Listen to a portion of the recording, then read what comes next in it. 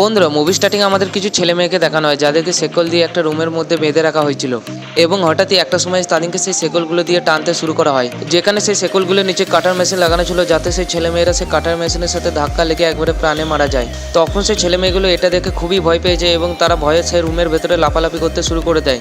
এরপর একটা মেয়ে নিজেদের প্রাণ বাঁচানোর জন্য খুবই ভালো একটা আইডিয়া বার করে। মেয়েটা তার হাতের একটা সাইড সে কাটার মেশিনে লাগিয়ে দেয় এবং সে কাটার মেশিনে রক্ত লাগতে সে কাটার মেশিনটা অটোমেটিক নিজে নিজেই বন্ধ হয়ে যায়। তখন সে মেয়েটা তার বাকি বন্ধুদেরও এই প্ল্যানটা বলে দেয় এবং তখন সে মেয়েটার বাকি বন্ধুরা সে কাটার মেশিনে নিজেদের অল্প কিছু রক্ত লাগিয়ে নিজেদেরকে প্রাণে বাঁচিয়ে ফেলে। এরপর তাদের সবার জন্য সেই রুমের দরজা খুলে যায় এবং একটা মেশিন তাদের সবাইকে সেই শেকলের সাহায্যে টানতে টানতে বাইরে টেনে নিয়ে আসে।